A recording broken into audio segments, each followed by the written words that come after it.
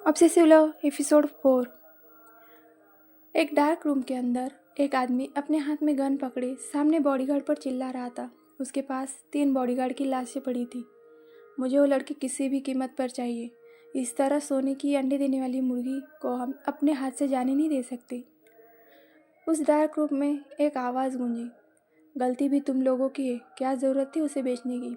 सामने पूरे ब्लैक कपड़े पहना आदमी उस आदमी के पास आकर खड़ा हो गया। उस औरत से तो मैं भी परेशान हो गया हूँ। बस एक काम सौंपा था उसे, उस लड़की को अपने कंट्रोल में लाना। ऐसा हुआ भी, फिर पता नहीं क्या सोचा उसने और उसे बेच दिया, बस कुछ पैसों के लिए। चेयर पर बैठा आदमी अपनी गन दीवार पर मार देता है। शायद उसे पता नहीं, चंद पैसों के लिए उसने सोने की अंडे देने वाली मुर्गी को अपने हाथों से गंवा दिया। इस बारे में हम बाद में डिस्कशन करेंगे। पहले ये सोचो, उस लड़की को यहाँ वापस कैसे लाए। अगर उसने अपना मुंह खोल दिया ना तो हम सब पकड़े जाएंगे। और वो लड़का जो उसे हम सबसे बचा रहा है, उसकी पहुंच काफ़ी ऊपर तक है। हमारे प्लान के चिथड़े चिथड़े कर देगा और साथ में हमारे भी। उसके फेस पर डर साफ झलक रहा था। एक डॉक्टर ही तो है, हाँ थोड़ा मशहूर है, लेकिन हमें उसे रास्ते से हटाना होगा। अब हम किसी को अपने रास्ते में नहीं आने देना चाहते। वो शख्स काफ़ी कठोर आवाज़ में कहता है। पहला शख्स दूसरे शख्स को कुछ इस तरह देखता है जैसे वो कोई बेवकूफ़ हो। सिद्धार्थ सिंघानिया और अनिरुद्ध सिंघानिया के बारे में सुना होगा ना। पहला आदमी काफ़ी गंभीर था।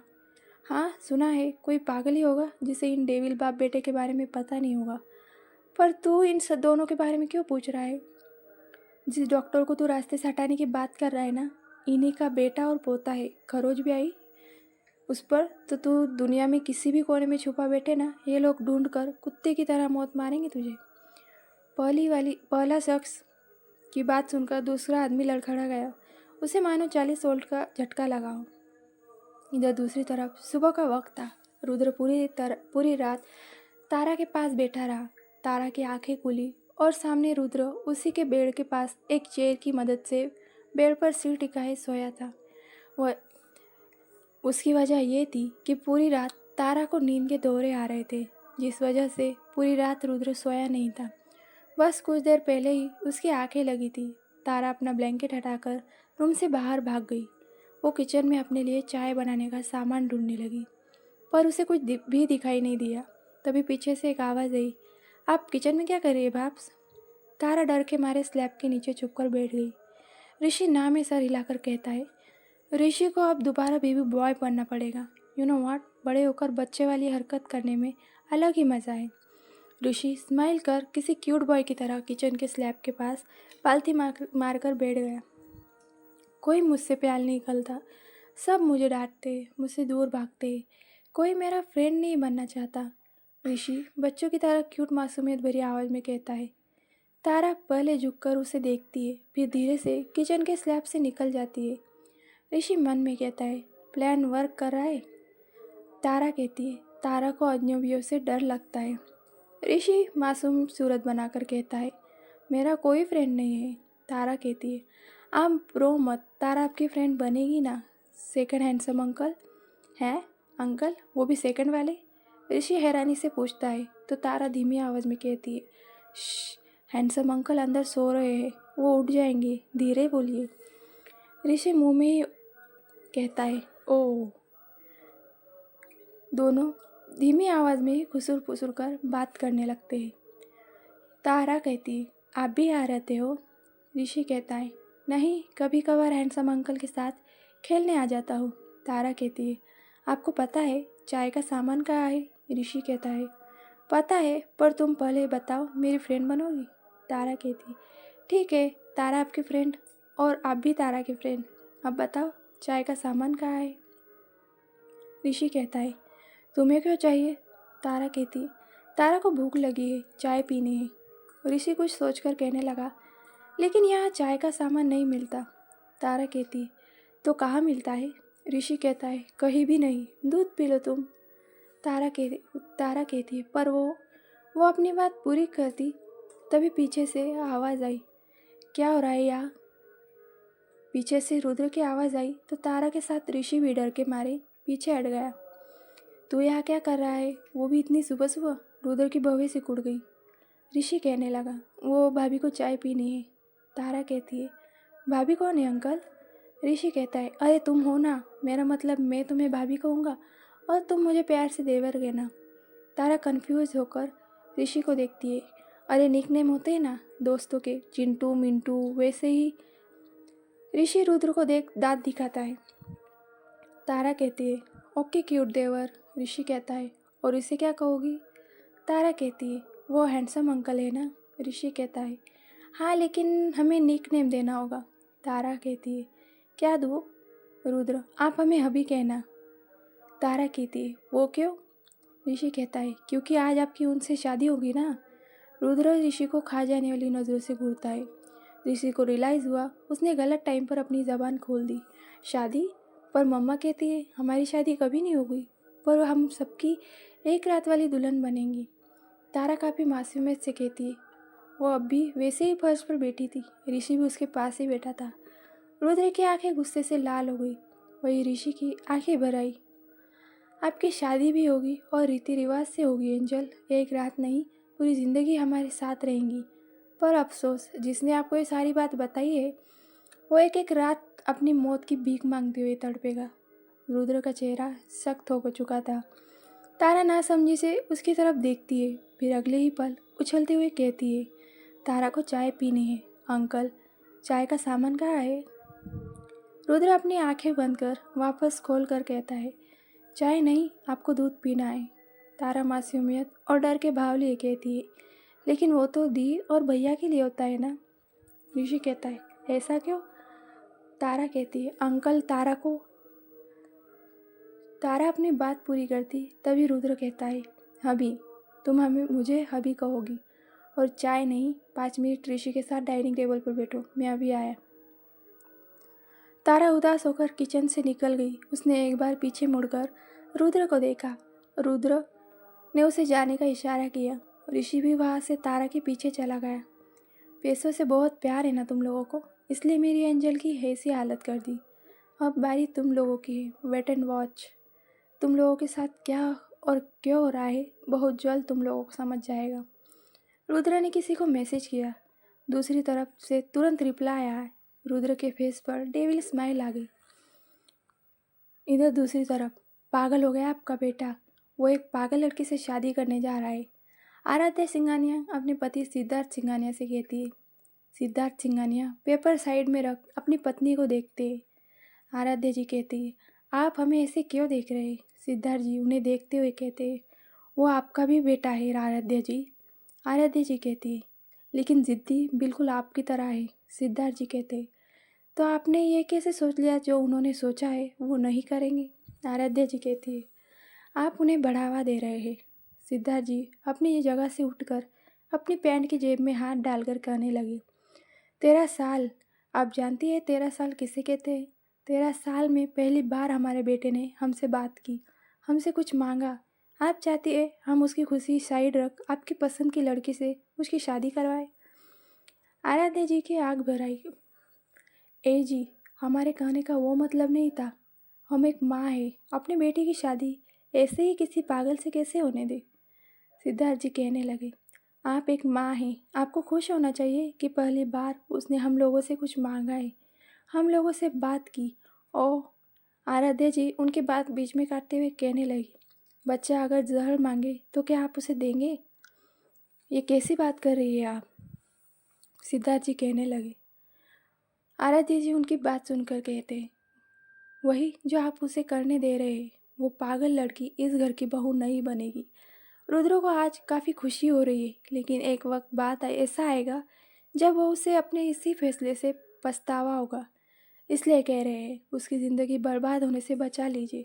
सिद्धार्थ जी कहते, पहली बार और आखिरी बार आप कान खोलकर सुन लीजिए, जो रुद्र का फैसला होगा वो हमारा होगा, इसलिए आलिया के लिए हमारे रिश्तों में दरार डालना बंद कीजिए। आराध्या जी कहती है, आप समझ क्यों नहीं रहे हैं? सिद्धार्थ जी कहते हैं, हम अच्छी तरह समझ रहे हैं। आप रुद्र का घर बसता हुआ देखना चाहती है, आप उसकी शादी आलिया से करवाना चाहती है, लेकिन हम बस अपनी बच्चे की खुशी चाहते हैं। आराध्या जी याद कहती है, वो बस उसका बचपना है और कुछ नहीं। सिद्धार्थ जी कहते हैं, पंडित जी आने वाले हैं। हमें पूरा यकीन है आपके लिए, आपके बेटे की खुशी से बढ़कर आपके लिए कुछ भी नहीं है। आप हमारे फैसले में हमारा साथ देंगी, सिद्धार्थ जी ने कहा और वहाँ से चले गए। आराध्य जी चेयर पर धड़ाम से बैठ कहने लगी, आप समझ क्यों नहीं रहे हैं? हमें भी खुशी है, पहली बार उसने हमसे बात की, हमसे कुछ मांगा, लेकिन जो मांगा वो उसके लिए सही नहीं है। क्या वो लड़की इस परिवार को आगे बढ़ा पाएगी? क्या वो हमारे रुद्र के रौद्र रूप को झेल पाएगी? हम माँ हैं, हम अपने बच्चे को दर्द आंसू में नहीं देख सकते। गुरुजी ने कहा था अगर रुद्र का प्रेम विवाह हुआ, वो अपनी बात पूरी करती। अगर उनका प्रेम विवाह हुआ तो उन्हें काफ़ी पीड़ा दर्द का सामना करना होगा। संघर्ष ही संघर्ष होंगे उनके जीवन में, सुख शांति समृद्धि सभी होगी, परंतु कुछ क्षण के लिए संसार को उनका वो रुद्र रूप दिखाई देगा। बहुत कुछ होगा उनके साथ। उन्हें काफ़ी संघर्षपूर्ण जीवन व्यतीत करने के पश्चात उन्हें अपना प्रेम, अपनी अर्धांगिनी प्राप्त होगी। आराध्य जी के सामने गुरु जी की कही हुई बात याद आती है और वो काँप उठी। गुरु जी जो भी कहते हैं वो सत्य होता था। इधर दूसरी तरफ सभी को लगता है उसे हमने पैसों के लिए पकड़ लिया था। नहीं, कोई नहीं जानता हमारा मकसद कुछ और है और उसके लिए हमें उस पागल लड़की को यहाँ लाना होगा। सामने खड़ा शख्स गुस्से में भरी आवाज़ में कहता है।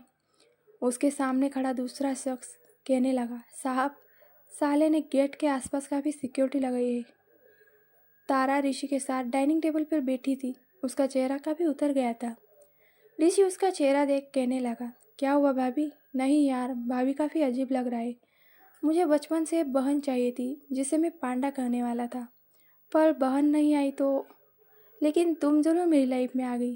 बिल्कुल क्यूट पांडा की तरह दिखाई देती हो, तो मैं तुम्हें पांडा कहूँ? तारा नासमझी से कहने लगी, पर आपने तो कहा था भाभी मेरा निकनेम है। ऋषि कहता है, हाँ पर भाभी थोड़ा ऑकवर्ड लग रहा है, एंड तुम काफ़ी क्यूट भी हो पांडा की तरह, तो चेंज कर दिया। तुम भी चेंज कर सकती हो, नो प्रॉब्लम।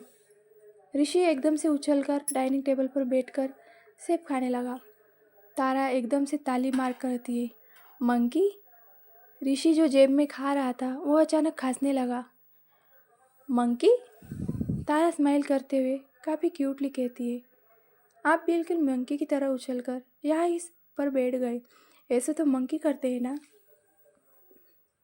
वाह, क्या नाम रखा है एंजल तुमने इसका। इसकी हरकतें भी बिल्कुल मंकी की तरह ही है। रुद्र अपने हाथ में ब्रेकफास्ट की प्लेट लाकर डाइनिंग टेबल पर रख हंसने लगा।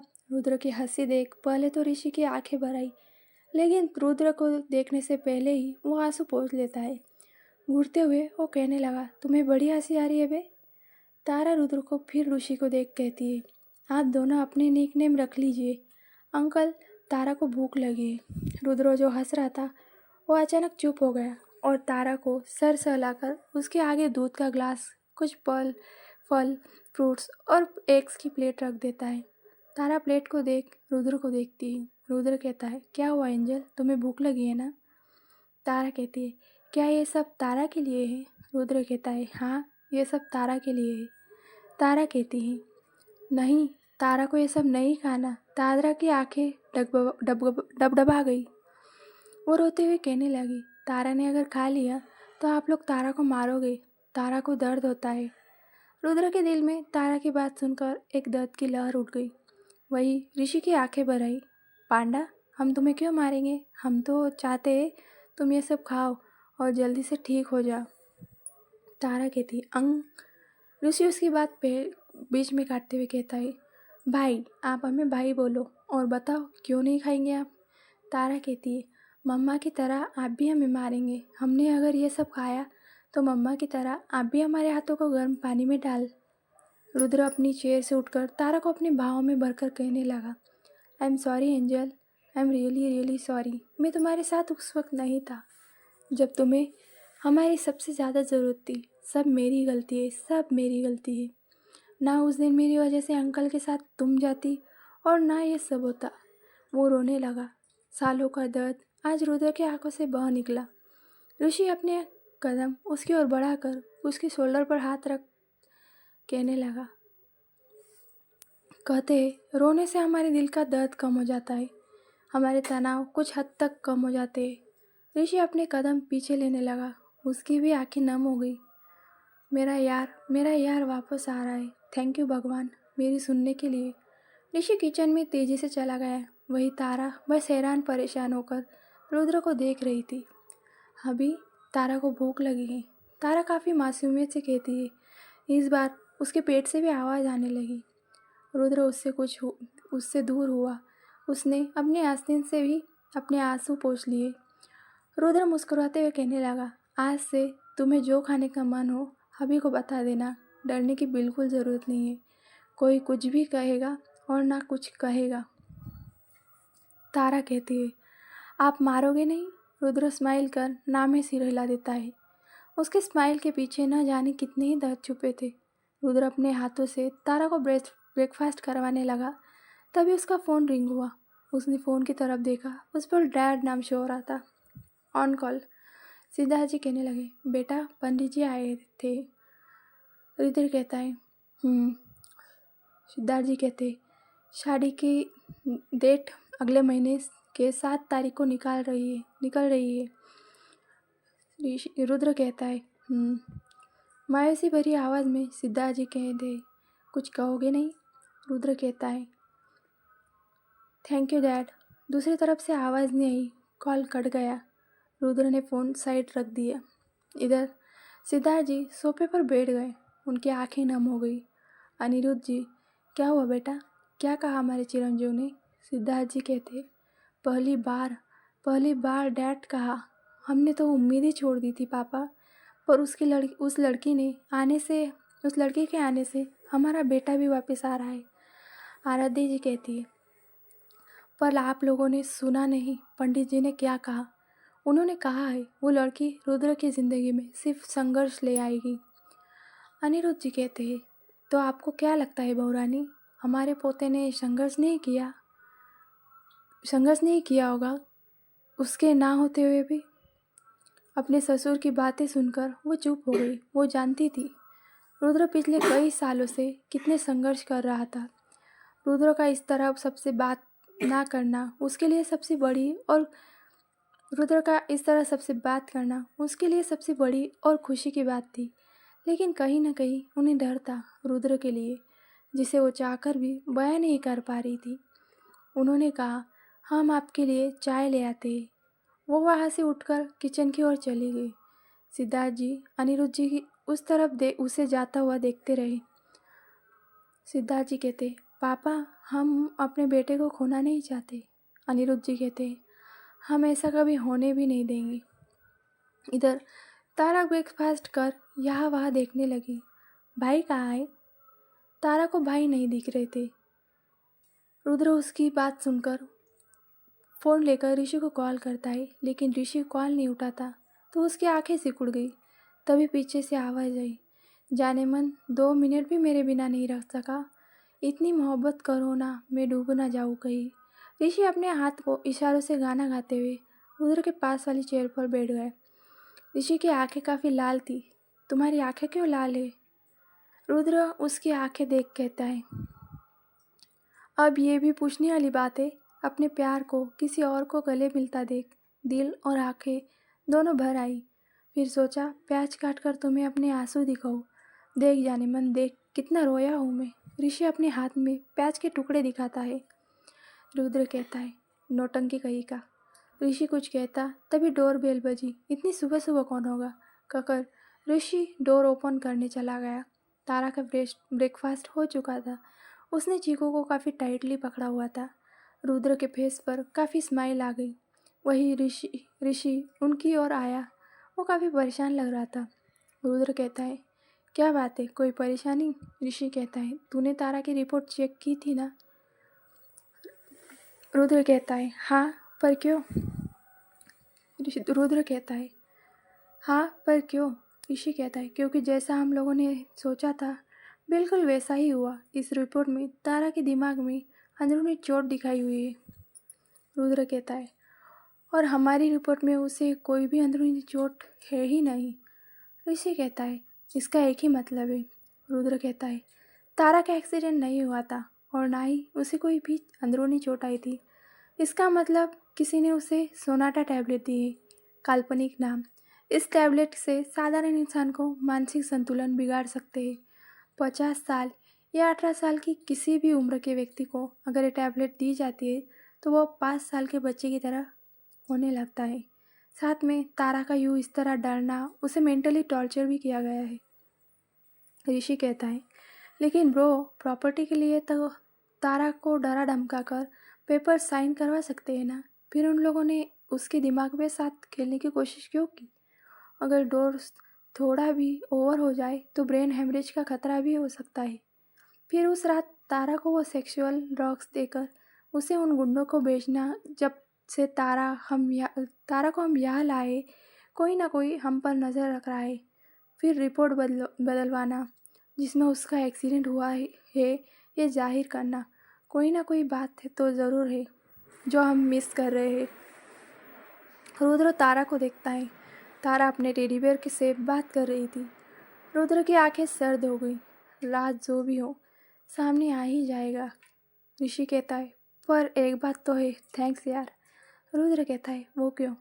ऋषि ऐसे ही कहता है, बस ऐसे से ही जाने मन, आई लव यू। रुद्र उसे देख कहता है, आई हेट यू, चल निकल यहाँ से। ऋषि कहता है, क्यों बे, तू कौन से कांटे चुभो रहा है?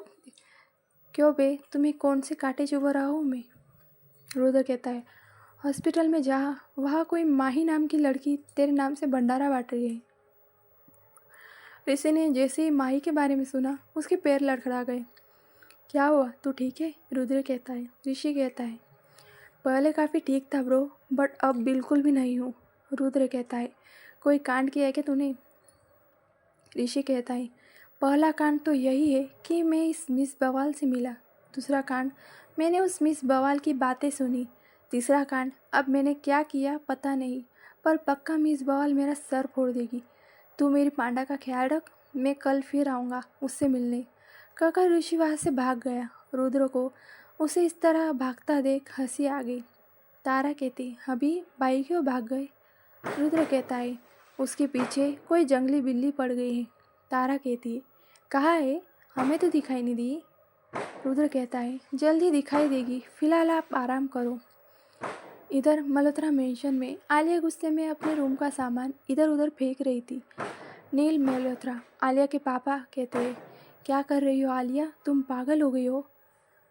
आलिया चिल्लाते हुए कहती है, हाँ हाँ हाँ, पागल हो गई हूँ मैं पागल हूँ जो अब तक आप सबकी बात सुनती रही। आपने कहा था ना डैड, आप मेरी शादी रुद्र सिंघानिया से करवाओगे। फिर अब उस सिद्धार्थ सिंघानिया ने उसकी शादी किस लड़की से करवाने का फैसला लिया है? नील कुछ कहते उससे पहले ही आलिया की माँ वसुंधरा कहने लगी, मैंने तो पहले ही कहा था नील से कुछ नहीं होगा। अरे आपका बचपन का दोस्त है ना वो, जाइए मांगिए भी अपनी बेटी के रिश्ते की। नील कहता है, तुम्हें क्या लगा वसु, मुझे अपनी बेटी से प्यार नहीं है? अरे तुम्हारे कहने से पहले गया था उसके रिश्ते की भीख मांगने। उसने साफ शब्दों में कह दिया, रुद्र किसी और लड़की से प्यार करता है। उसने पहली बार सिद्धार्थ से कुछ मांगा है और उसके लिए अपने बेटे की खुशी से बढ़कर और कुछ नहीं है। आलिया कहती है, और मेरी खुशी का क्या डैड, मुझे रुद्र चाहिए। और किसने कहा रुद्र किसी लड़की से प्यार करता है? आज तक उसकी ज़िंदगी में कोई लड़की आई ही नहीं, तो उसे प्यार कैसे हुआ? नील कहता है, ये सवाल हमें आपसे पूछना चाहिए आलिया, आप तो 12 घंटे उसी के साथ रहती हो ना, फिर कैसे वो लड़की किसी और से प्यार कर सकता है? कौन है वो लड़की? आलिया कहती है, मैं नहीं जानती, पर इतना तो मैं कह सकती हूँ, उस लड़की को मैं जिंदा नहीं छोड़ूंगी। रुद्र सिर्फ मेरा है, सिर्फ मेरा। वसुंधरा जी कहती है, मैं भी इस सब में तुम्हारे साथ हूँ बेटा। सिंघानिया फैमिली की बहू तो तुम ही बनकर रहोगी, चाहे कुछ भी क्यों ना हो जाए। आखिर क्या मोड़ लेगी ये कहानी? जानने के लिए लाइक करें, कमेंट करें और मेरे चैनल को सब्सक्राइब करें। धन्यवाद।